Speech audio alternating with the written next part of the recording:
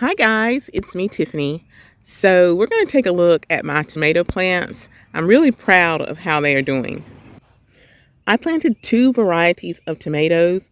One is Red Snapper, that is a determinate variety, and the other is Beef Master tomatoes, and that's indeterminate. And you can tell that the indeterminate, see how tall it is, almost as tall as my corn back there. And the determinate variety is actually smushed here in the center, which probably wasn't the best thing to do, but notice how short this is compared to that. That is indeterminate, and compared to these are indeterminate. So the Beef Master tomato produces large beefy tomatoes because it has a lot of fused blossoms.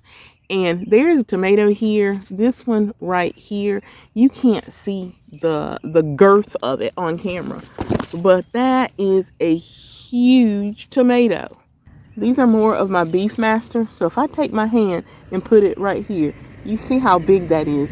And the one behind it, which I can't get a good camera angle of, is equally as big. Yet another Beef Master tomato, and again, it is huge.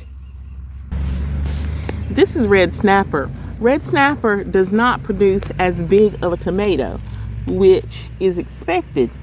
The beauty of Red Snapper is that it produces clusters of tomatoes, almost like grapes, and they all kind of ripen at the same time. So ripening at the same time is good if you want to can tomatoes, which is the purpose of these tomatoes. I have two more tomatoes right here. This one's Red Snapper, that one's Beef Master. These were planted a little later than the ones over here.